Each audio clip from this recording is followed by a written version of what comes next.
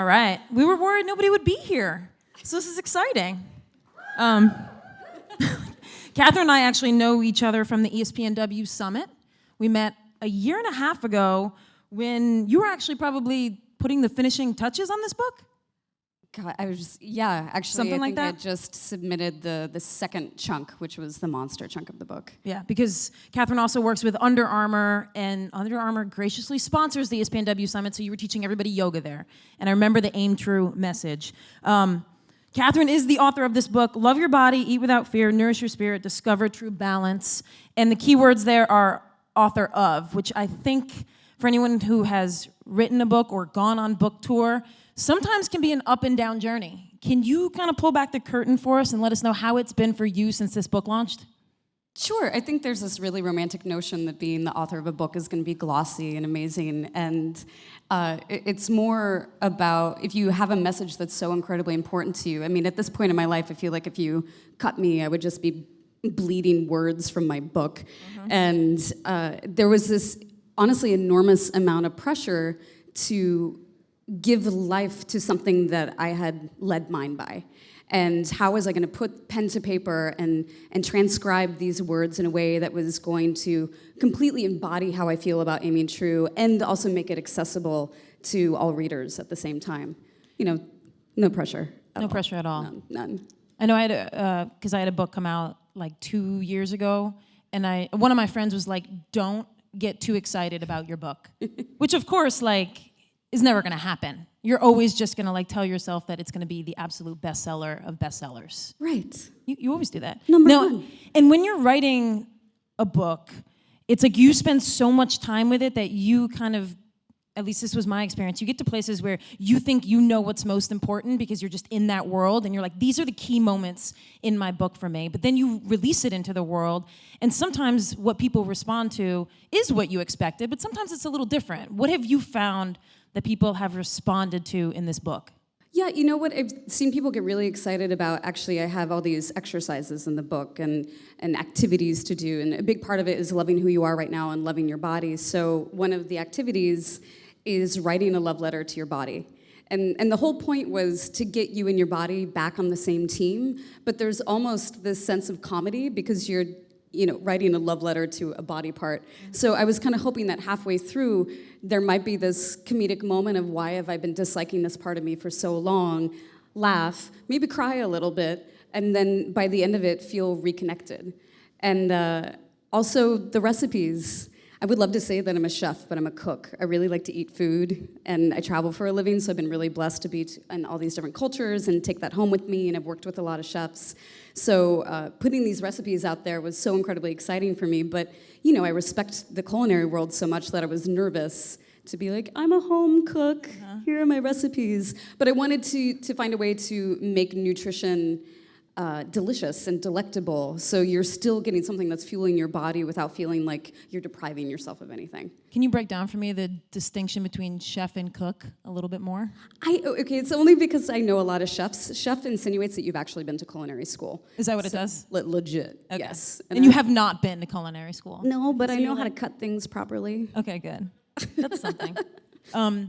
Since the message of this book is aim true, and there's so much within it about ways to accomplish that, right? Like, don't compare yourself to other people. Don't speak negatively about your body or yourself at all.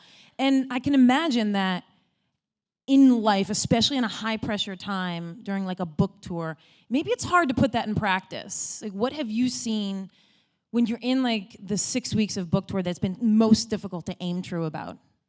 A lot. I mean, I would love to say, I wrote Aim True. I'm really good at it. It's something that I'm constantly working on every single day of my life. And a big part that I talk about in the book is this ability to drop comparison.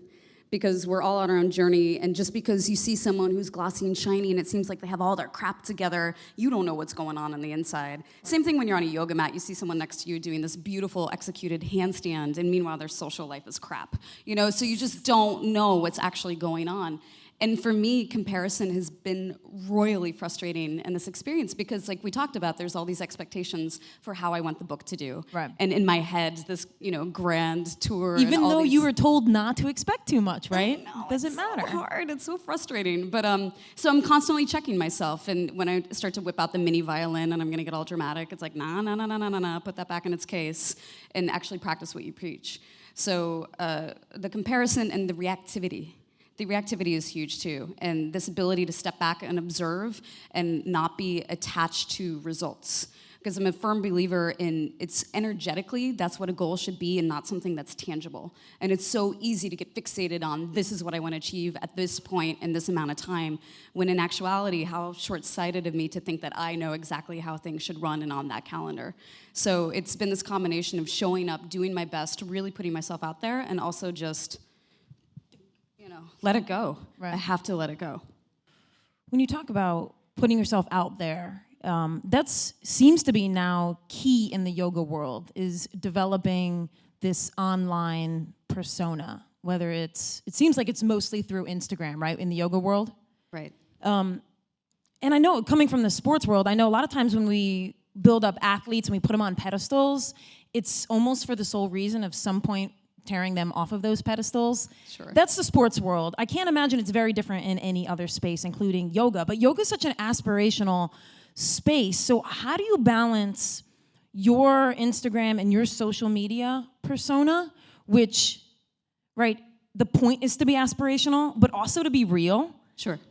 How much of it can you actually be real while at the same, because nobody's aspirational all the time. Well, of course, and it's the comedy behind a comment like, "Oh, I've been seeing her on Instagram, and she's doing great. She's doing so great." And you're like, "That's a filtered picture Right. that was chosen out of probably 100 pictures. Of course, she's doing great." Right. So it's that reality is always going to be skewed. And I think for someone who I understand my platform, and I know that people often visit my page because they want the inspiration, my rule for myself is I only post something because I actually want to. And I only post something because I actually believe the words or the statement or the image that I'm trying to put out into the world. So it's not something like, "Oh, wow, look at my feed. I haven't posted in a really long time. I should put up a picture on a beach. Ding, go." Right. You know, it's about, this has to be real. And I've never had a filter. I'm very candid. It's part of the reason why my readers and my students love me. And I don't want to change that now. So even though social media is never going to be the most real interpretation of what's actually going on, I will continue to try to do my best. Do you think your Instagram is as much possible as can be real and a reflection of your real life as is possible in such a self-conscious medium? Totally, without, like waking up and taking a selfie with my toothbrush hanging out of my mouth and being like, "Good morning," because I don't know if people are gonna be like, "Oh, it's so sexy, I love seeing you when you look like a train wreck." Right. But yeah, I'm totally cool with running a mile, which by the way is a lot of miles for me. Well, it's not plural, it's a mile. Yeah. But being beet red and disgusting, and I'm totally cool with sharing images like that instead of the glossier stuff. Right, and that all of that is building toward like what story you're telling to the world. And in this book, you talk a lot about the stories that we tell ourselves about who we are, and some of them are really great, right? Yes. You've told yourself a story that helps you perform better, whether it's true or not. It provides some kind of adrenaline for you, and some of them are attached. Some of them are negative and attached to negative moments that no matter what, you can't seem to get rid of that baggage. And you do a great job outlining in this book about trying to deconstruct what story you tell yourself, the ones that hurt you, and try and let go of them. Can you share what some of the stories that you think holds you back or have held you back? Sure. I think there's the power of words, for example. So I talk about this in the book where you can start to tell yourself stories off of words that have been delivered to you at some point in your life. Once upon a time, I was a musical theater actress, and I sang all the time. And I had an ex tell me that I had a horrible voice. And that happened 12 years ago. And to this day, even if I'm by myself singing along in the car, I'll hear that swarmy guy's voice in the back of my head thinking, "Oh, I need to adjust the way I sing." But that being said, I've also had other experiences, to stay on the singing realm, where I had someone who I loved so much tell me, "Wow, I wish you would sing more. It brings me so much joy to hear your voice." And that helped to wipe away some of that story. But they're two different stories, and it depends on what authoring mood am I in today? Am I in one that's indulgent and I'm going to pull out the violin again? Or am I in one where I'm going to be embodied and empowered? So, it boils down to this ability of you're the author of your own story, and what do you choose to believe? Which stories are you going to feature in your next book? And which ones are you going to write that are freely and not exactly what's going on versus is this going to be fiction or nonfiction? So that's been my main focus now, is dropping these fictional stories that I'm telling myself and actually stepping into this is the reality, whether it's good or bad, and I'm going to move forward from there. Do you have a story you tell yourself that you think has helped you in a way? For me, I tell myself, okay, I played college basketball, therefore I'm like, anything that happens about basketball, I'm an expert at. If anybody could say, that actually wasn't really a very smart point about basketball, but that's not the right story. You're not listening to the story that I've told myself. Are there any that maybe something somebody said to you, or any story you've developed that you think is fuel for you? Oh, totally. I think that, for example, when someone asks you, where do you see yourself in 5 years? That's the kind of question that makes me crazy, because the story that I have told myself that absolutely helps me is that as long as you're aiming true, as you're showing up, you're putting in your all, you're gonna hit your mark. And that, who knows where that is, who knows when, who knows what that means, but my story is letting go of tangible results, letting go of titles, letting go of specific places that I have to be by a specific time, and actually showing up, doing my best, and enjoying the ride. And that has given me so much liberty, and those moments where I want to kind of pull my hair out because I'm being an overachiever and I feel like I should be higher or better than I am in this moment, that helps to bring me back to, actually, you're on time. This is good. In the book, as I've mentioned, in the book, you talk so much about storytelling, and I forget who said this, but about books, that usually the author has only put down like a certain small percentage of what they wanted to say or what they know about a topic. And then often, as they go out and talk about the book, new ideas form. Right. And plus, you wrote this 1.5 years ago. So if you stick on the storytelling topic, have new thoughts about storytelling come to you, not just the negative stories that we tell ourselves? What would you say if I said no? I'd be like, you need to say something. No, totally. And that's my hope for myself and everyone, is this constant evolution of thought process and where you are. And clearly so many things have happened to me in the past 2 years, really, since I started writing this.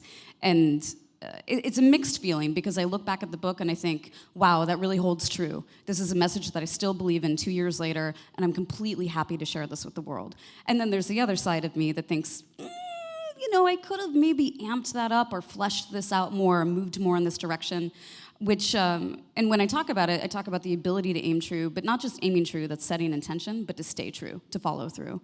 So I think for me now, the way that I'm thinking is, what are the tools to not only set intention, but to stick to it? The dedication. One thing people talk so much, and we've touched on it briefly in these 15 minutes, is social media and this it's not reality, right?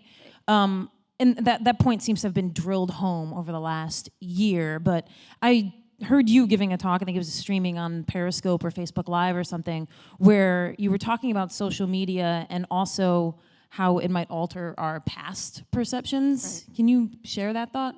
Well, along the line of storytelling, I think it's really fascinating that we live in a place where, we used to have cameras with film, and you would go develop the film, and you get so excited to see, and half of them would be crap, but it was still your vacation or your experience. And now we all have these smartphones where you have the power to choose the best photo out of 100. And then on top of that, you have all these different filters and alterations that we can do on top of the picture. And then after that process, that's what you actually share.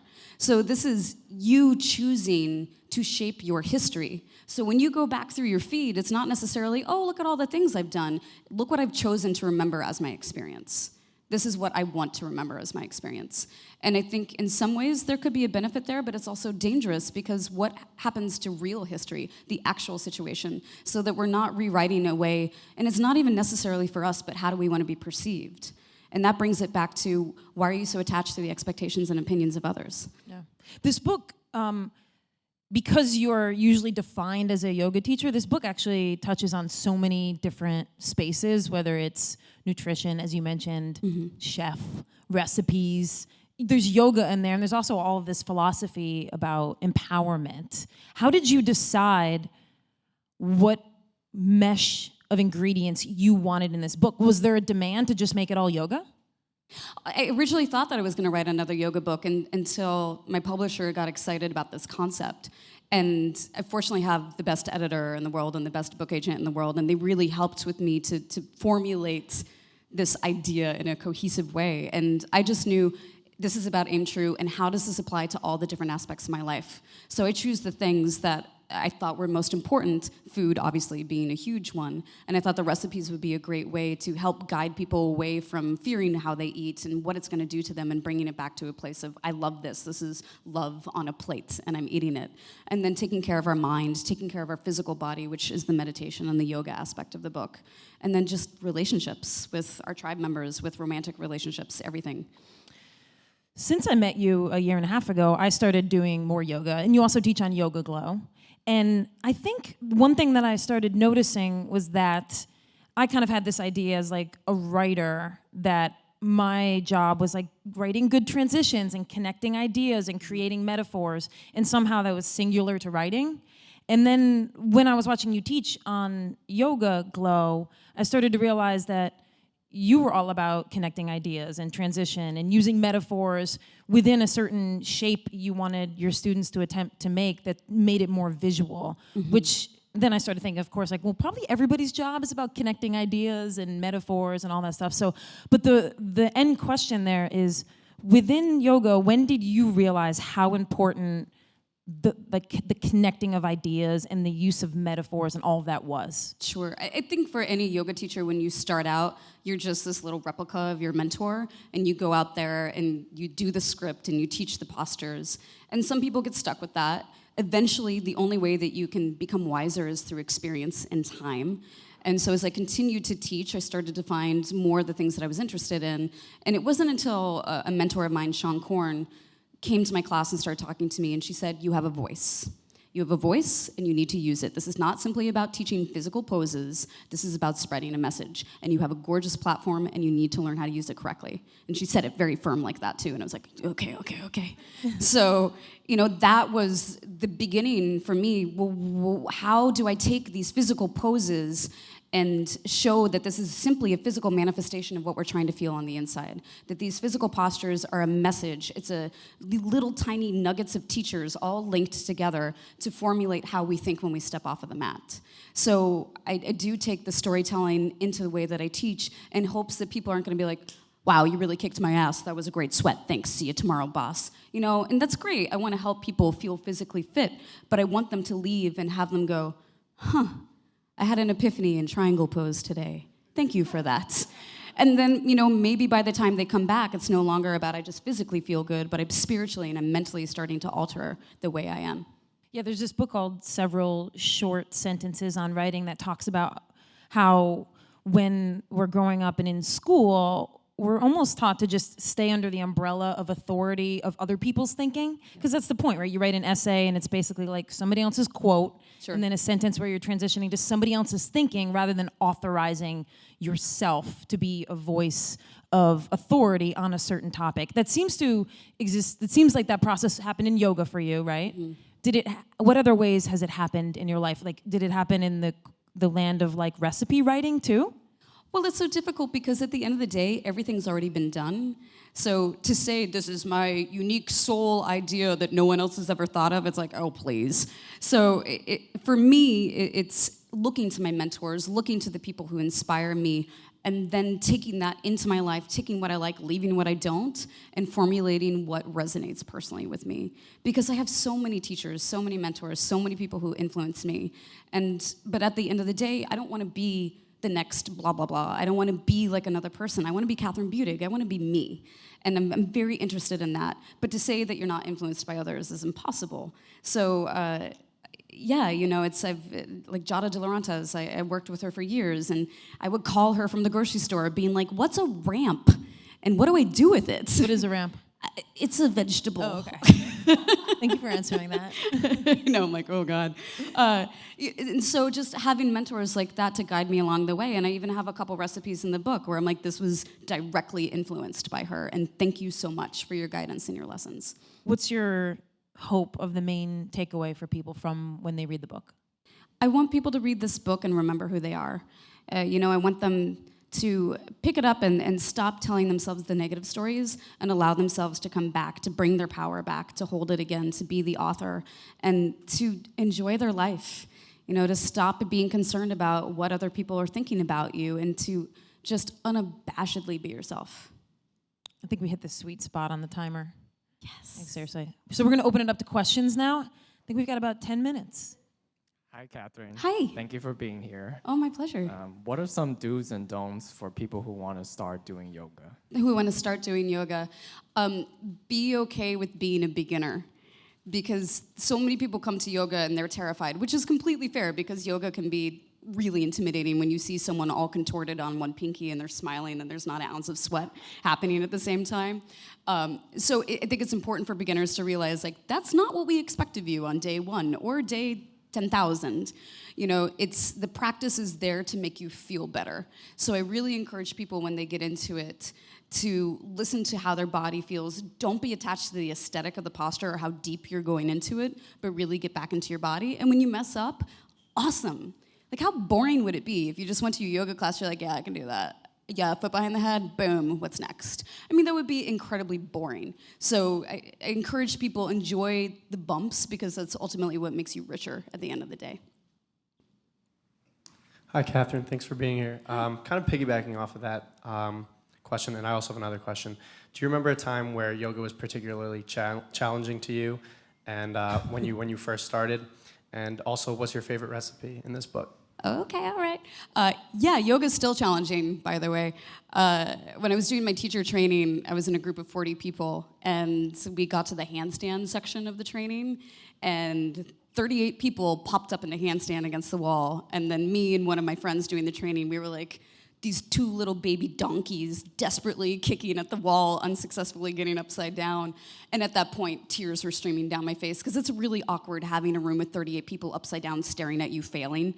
So I was just like, oh my gosh, I need to get out of here. And my teacher came up to me and he helped me up into the pose. And afterwards I got out and he said, you have everything physically that you need to do this posture. It's when you're ready here. And that was a lesson that I take with me way beyond handstands into everything I do. And my favorite recipe, that's a really hard question because they're all really good. But I've been making the Treat Yourself protein bars. They're amazing, and they have chocolate chips in them, so they're delicious. Yes. All right, we got time for one more. Hi, Kathryn. Hi. I was wondering when you knew that you were ready to become a yoga teacher and leave your mentor. And what was that last part? And leave your mentor or become a Oh, mentor. like when I was ready to leave the nest, basically. I don't think that there was a specific instance that happened, but I think it's when I started seeing my students resonate with what I had to offer. And it was no longer just, this wish-washy people coming in and out, but I had consistency. I had students who were there, who were actually learning from me. And that was the beginning of having the confidence of a voice of, I can do this, and I have something special to share. And haven't looked back since. All right, thank you all so much for being here. Appreciate it. And thanks for having us.